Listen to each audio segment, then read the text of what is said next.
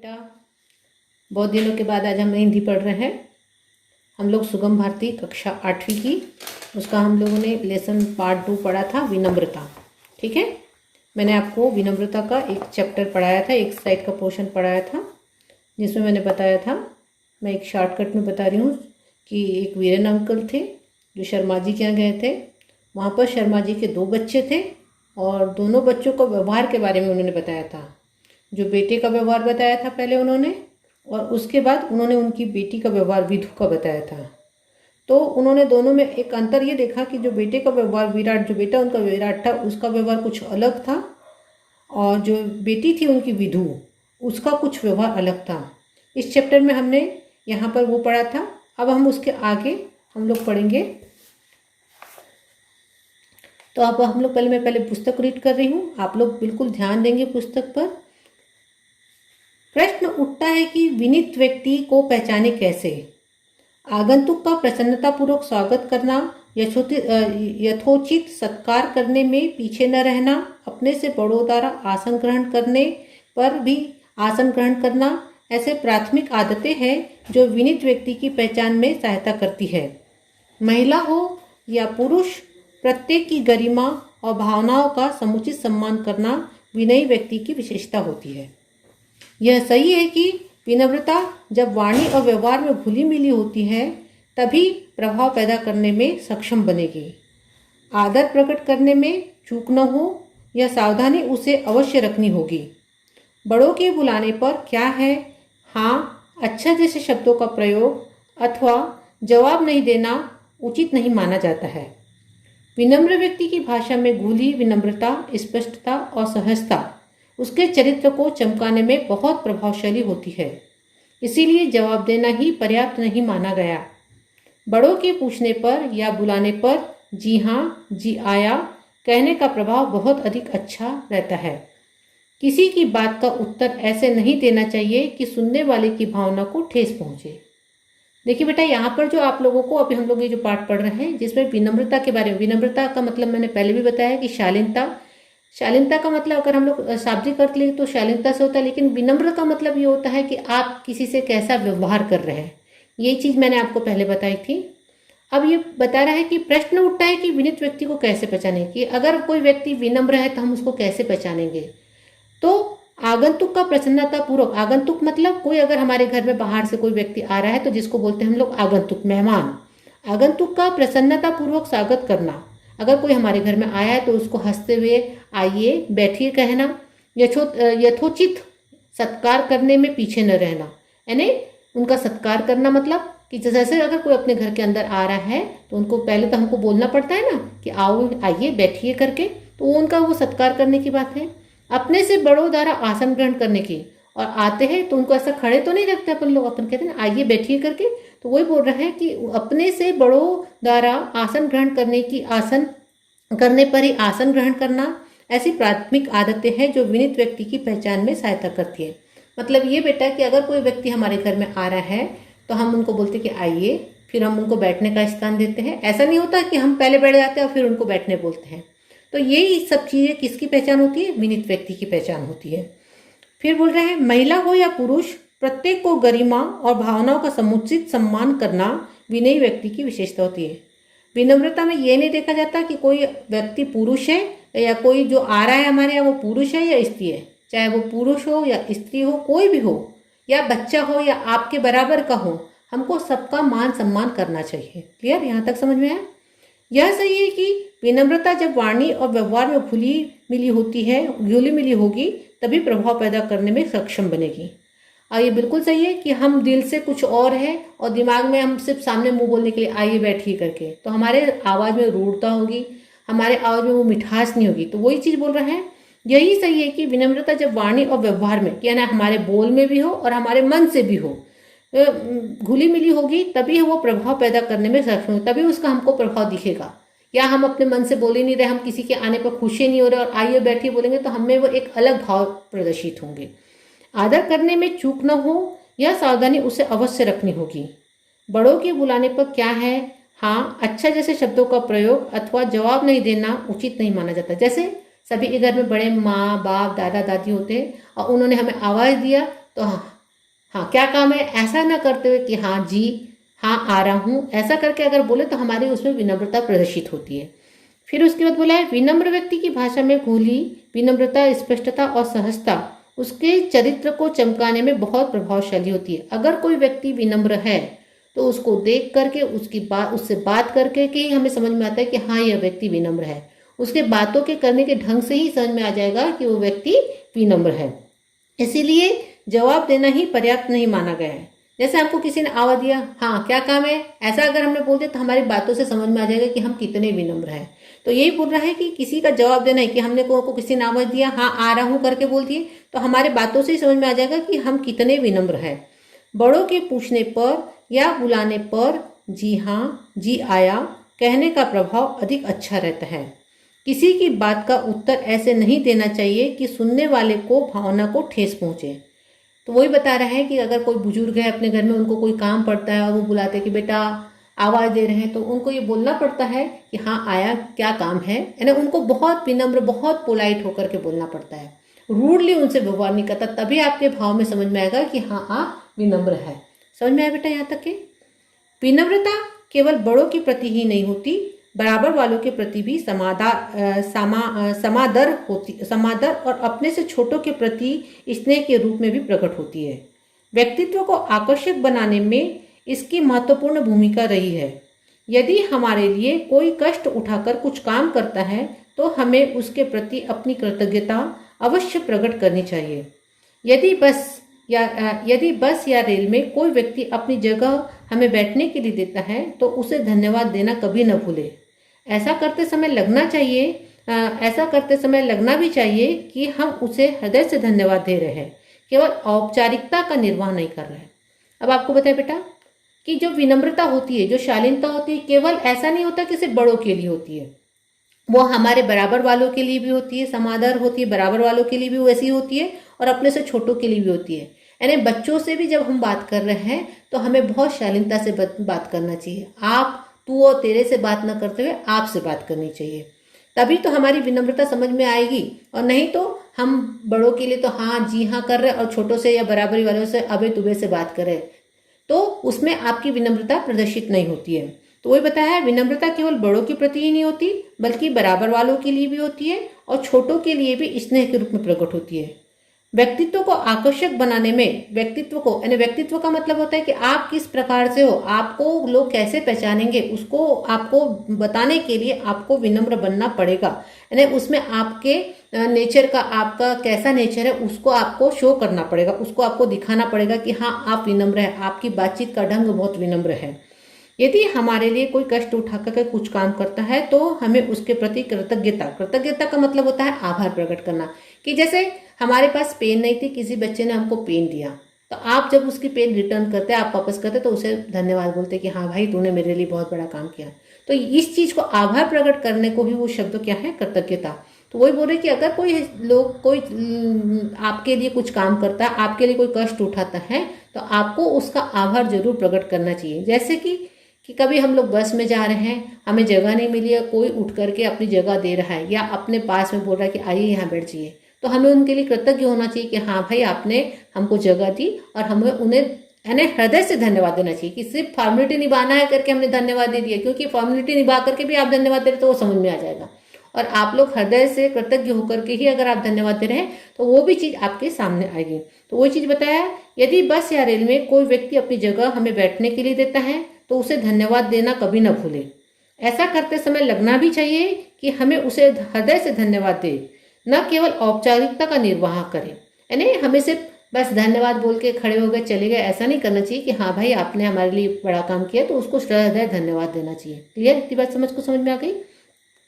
यदि कभी यह अनुभव हो कि जिसके प्रति हम विनीत हैं वह हमारी उपेक्षा कर रहा है अथवा हमारी विनम्रता को हमारी कमजोरी समझ रहा है, तो अपने स्वाभिमान की रक्षा करते हुए उसे उसकी चेष्टा के प्रति सजग अवश्य करें।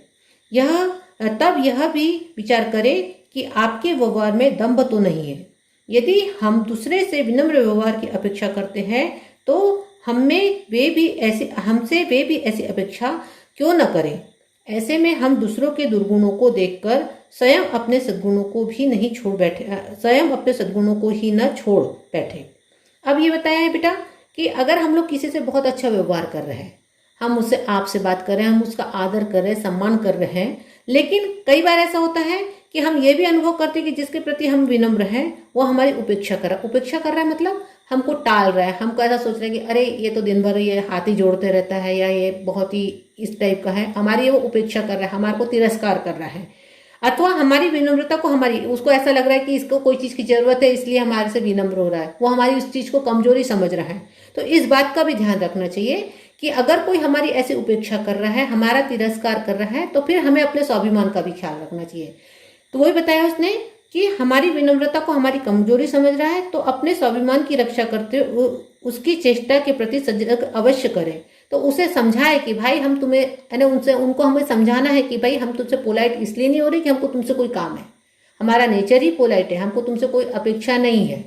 कई बार ऐसा होता है ना कि हम किसी से बहुत पोलाइट बात करते तो उसे ऐसा लगता है कि अगले को लगता है कि नहीं इसको कुछ जरूर काम होगा इसलिए हमसे बहुत मिठास रख रहा है। तो ऐसा कई बार ऐसा होता है, तो उस चीज़ को भी समझना बहुत जरूरी है, अपने स्वाभिमान का ख्याल रखना बहुत जरूरी है।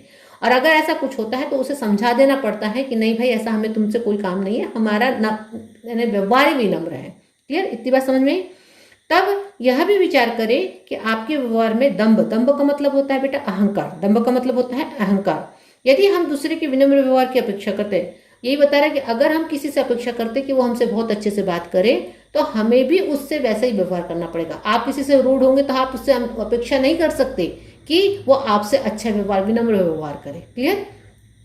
ऐसे में हम दूसरों के दुर्गुणों को देखकर स्वयं अपने सद्गुणों को ही न छोड़ बैठे। और अगर कोई व्यक्ति वास्तव में विनम्र नहीं है, वो हमसे रूड व्यवहार कर रहा है, हमसे अभद्रता कर रहा है, तो हमें उनके दुर्गुणों को नहीं देखना है, हमें अपने जो सद्गुण है, सद्गुण का मतलब जो अच्छे गुण है, हमें अच्छे गुण है, हमको उसके ऊपर ध्यान देना है। समझ में आ रही बात? यानी आपको ये बताया बेटा कि कोई व्यक्ति कैसा भी हो, चाहे उसमें कितने भी दुर्गुण हो, तो हमें उनके दुर्गुणों को नहीं देखना कि अरे वो वैसा, तो हमें उससे वैसी बात करनी है। हमें अपने गुणों को नहीं छोड़ना है, अपने अपने विनम्र स्वभाव को नहीं छोड़ना है। अब बेटा यहाँ पर एक है, ये पैराग्राफ है, विनम्रता सफलता की गारंटी भी है। क्या लिखा है? विनम्रता सफलता की गारंटी भी है। विनम्र कारोबारी का व्यवसाय हमेशा फलता फूलता है। विनम्रता समस्या समाधान की कुंजी भी है। जिस समस्या को आवेश से भरा व्यक्ति नहीं ढूंढ पाता, उसे विनम्र सहज ही तलाश लेता है। क्या बोला है? फिर से पढ़ रही मैं। विनम्रता सफलता की गारंटी भी है। विनम्र कारोबारी का व्यवसाय हमेशा फलता फूलता है। विनम्रता समस्या समाधान की कुंजी भी है। जिस समाधान को आवेश में भरा व्यक्ति नहीं ढूंढ पाता, उसे विनम्र सहज ही तलाश लेता है। ये जो पैराग्राफ है, आपको इसकी व्याख्या करनी है। क्या करनी है आपको? इसकी व्याख्या करनी है। अब इसकी व्याख्या में आपको यहाँ पर मैं इसकी व्याख्या बता रही हूँ। कैसी होगी इसकी व्याख्या? प्रस्तुत, पहले तो इसका संदर्भ होगा। संदर्भ में लिखेंगे हम लोग कि जैसे पहले पिछले बार लिखे थे कि प्रस्तुत पंक्तियाँ हमारी पाठ्य पुस्तक सुगम भारती भाग 8 के पाठ 2 विनम्रता से ली गई है। क्लियर? यहाँ तक सबको मालूम है? फिर इसके बाद हम लोग प्रसंग लिखेंगे। प्रस्तुत पंक्तियों में लेखक ने विनम्र व्यक्ति का महत्व बताया है। क्या बताया है? विनम्र व्यक्ति के महत्व के बारे में बताया है। अब हम इसकी व्याख्या करेंगे। प्रस्तुत पंक्तियों में लेखक कहते हैं कि, लेखक क्या कह रहे हैं? विनम्रता से जीवन में निश्चित रूप से सफलता मिलती है। यही आपको बताया है। विनम्रता सफलता की गारंटी भी है। तो यही बोले हैं कि प्रस्तुत पंक्तियों में लेखक कहते हैं कि विनम्रता से जीवन में निश्चित रूप से क्या मिलती है बेटा? सफलता मिलती है। इसमें कोई संदेह नहीं है कि मतलब जो व्यक्ति विनम्र होता है वह अपने जीवन के हर क्षेत्र में सफलता को प्राप्त करता है। अगर उसके सामने कोई भी समस्या आ जाती है तो वह अपनी विनम्रता से उसको हल कर लेता है। यह प्रायः देखा जाता है कि जो व्यक्ति आवेश में आकर जिस समस्या को हल नहीं कर पाते, उसका हल विनम्र व्यक्ति अपनी विनम्रता से बड़ी आसानी से निकाल लेता है। इसका विशेष ये होगा बेटा, जीवन में सफलता के लिए व्यक्ति का विनम्र होना बहुत आवश्यक है। समझ में आया? यहाँ पर आपको इसकी व्याख्या करना था। विनम्रता सफलता की गारंटी है। विनम्र कारोबारी का व्यवसाय हमेशा फलता फूलता है। विनम्रता समस्या समाधान की कुंजी भी है। जिस समाधान को आवेश से भरा व्यक्ति नहीं ढूंढ पाता, उसे विनम्र सहज ही तलाश लेता है। ये मैंने यहाँ पर इसकी संदर्भ प्रसंग सहित व्याख्या किया है, आपको इसको कॉपी में नोट डाउन करना है। क्लियर। अब इसके बाद आपके आता है, नदियों में कितना भी पानी समुद्र में क्यों न आ जाए, लेकिन समुद्र में बाढ़ आते देखी है कभी? नदियां पानी के साथ साथ जीव जंतु, पत्थर तथा अनेक भारी और मजबूत चीजें भी बहाकर ले आती है, पर समुद्र अपनी सीमा में रहकर भी उन सबको अपने में समा लेता है। यह सागर का अपना विनम्र अनुशासन ही होता है। अब आप लोगों ने देखा होगा, अभी तो बारिश का ही मौसम है, आप लोग देख रहे हैं कि खूब बाढ़ आती है, नदियों में बहुत बाढ़ आती है और ये नदी का पानी कुछ समय के पश्चात कम हो जाता है और ये जब पानी बहते हुए कहाँ पहुँच जाता है बेटा? समुद्र में पहुँच जाता है। उसी पर एक उन्होंने व्याख्या की है, नदियों से कितना भी पानी समुद्र में क्यों ना आ जाए, लेकिन समुद्र में बाढ़ आते देखा है कभी? तो ये बताया कि नदियों का पानी समुद्र में मिल जाता है, लेकिन नदियों में बाढ़ आती है, लेकिन समुद्र में ऐसी बाढ़ नहीं आती। नदियां अपने साथ पेड़ पौधे, जीव जंतु, अनेक पत्थर सब चीज लेकर के आती है और समुद्र में जाकर गिर जाती है, लेकिन फिर भी समुद्र उतने पूरे सब चीजों को अपने में क्या कर लेता है? समा लेता है। अपने में क्या कर लेता है? समा लेता है। मतलब ये बेटा कि किसी की अच्छाई हो या किसी की बुराई हो, हमको उसको देख करके अपने में चेंज नहीं लाना है। अपने आप को आप जैसे हैं वैसे ही विनम्र बने रहें, दूसरों को देख करके अपने आप में चेंज नहीं लाना है, उसमें अपने में समा लेता है। यह सागर का अपना विनम्र अनुशासन ही होता है। तो वही बताया है कि कितने भी लोगों से आप मिले, लेकिन अपने स्वभाव को, अपने विनम्र स्वभाव को आपको चेंज नहीं करना है। और पानी तो जीवन है। समस्त प्रकृति जल से पोषित और पल्लवित होती है। तृण, लताएं, नन्हे पौधे से लेकर बड़े बड़े वृक्षों तक। लेकिन पानी जब वेग गति नदी के रूप में तटबंधों को तोड़कर बाढ़ का रूप धारण कर लेता है, तब उसके सामने जो पेड़ तने रहते हैं वे भी बह जाते हैं, ढह जाते हैं। जो झुक जाते हैं वे पुनः खड़े हो और पल्लवित हो जाते हैं। विनम्रता जीवंतता की पोषक है, अहंकार विनाश का है। अब यहाँ पर बताया बेटा कि जो पानी के बारे में बताया है, पानी तो जीवन है, सबको मालूम है, बिना पानी के जीवन चल ही नहीं सकता है। समस्त प्रकृति जल से ही पोषित और पल्लवित होती है। पोषित और पल्लवित होती है मतलब यह है कि जल के बिना कोई काम होता ही नहीं है, चाहे जंतु हो, चाहे जीव जंतु हो, चाहे मनुष्य हो, चाहे पेड़ पौधे हो, बिना पानी के कोई भी जीवित नहीं रह सकता। तृण लताएं, नन्हे पौधे से लेकर बड़े बड़े वृक्षों तक, यानी सभी को पानी की आवश्यकता होती है। लेकिन पानी जब वेगवती नदी के रूप में तटबंधों को, वेगवती नदियों के रूप में जैसे मतलब यही बताया कि जब बहुत अतिवृष्टि होती है, यानी खूब पानी बारिश होती है, और उसके बाद जब नदियों में बाढ़ आ जाती है, बाढ़ आने के समय आपने देखा होगा कि वो सब चीज को नष्ट करके ले जाती है। ठीक है, तो वही बता रहा है, पानी नदी में आती है तो तोड़कर बाढ़ का रूप धारण कर लेती है। तब उसके सामने जो पेड़ तने रहते हैं वे भी बह जाते हैं, ढह जाते हैं और झुक जाते हैं। और जब बाढ़ खत्म हो जाती है तो फिर धीरे धीरे अगर वो नष्ट नहीं होते तो फिर से खड़े हो जाते हैं, पल्लवित हो जाते हैं। तो यही बताया है कि विनम्रता, अगर आप विनम्र हैं तो वो जीवंतता का पोषक है। जीवंतता का पोषक है मतलब आप कभी भी, आप अगर विनम्र है, आपके स्वभाव में विनम्रता है, तो आप अपने आप को कभी भी खड़े कर सकते हैं, आप अपने आप को कभी भी सबके सामने प्रस्तुत कर सकते हैं। अगर आप अहंकारी बन जाते हैं, आपके नेचर में अहंकार है, तो वो आपके विनाश का कारण बन सकता है। समझ में आया? तो इस टोटल पाठ में आप लोगों को किसी भी व्यक्ति के स्वभाव में विनम्रता, शालीनता का होना बताया है। जो व्यक्ति शालीन होते हैं, विनम्र होते हैं, उनके सभी काम होते हैं। हो सकता है कि समय परिस्थिति के अनुसार कभी काम उनके रुके भी, लेकिन एक समय ऐसा आएगा कि जिससे व्यक्ति अपना काम अपने आप निपटा सकता है। तो यही है, यहाँ पर आपको किसी भी व्यक्ति के नेचर यानी विनम्रता के बारे में बताया है। ठीक है, अब इसके आगे के जो क्वेश्चन आंसर है हम लोग नेक्स्ट चैप्टर में करेंगे। ठीक है बेटा, तो आप लोगों का काम है कि अब एक बार पूरा इस लेसन को पढ़ें, क्योंकि इसी पर आधारित आपके क्वेश्चन आंसर्स होते हैं। और इसको क्योंकि ये बीच में बहुत बड़ा गैप आ गया था सेकंड में इसका लेक्चर देने में, तो आप लोग एक बार पूरा चैप्टर को पढ़े, जो कठिन वर्ड्स है उसको, उसका मीनिंग समझे, और फिर आगे अपन प्रश्नोत्तर करेंगे। क्लियर? चलिए, तो आज यहीं तक ही पढ़ेंगे। धन्यवाद।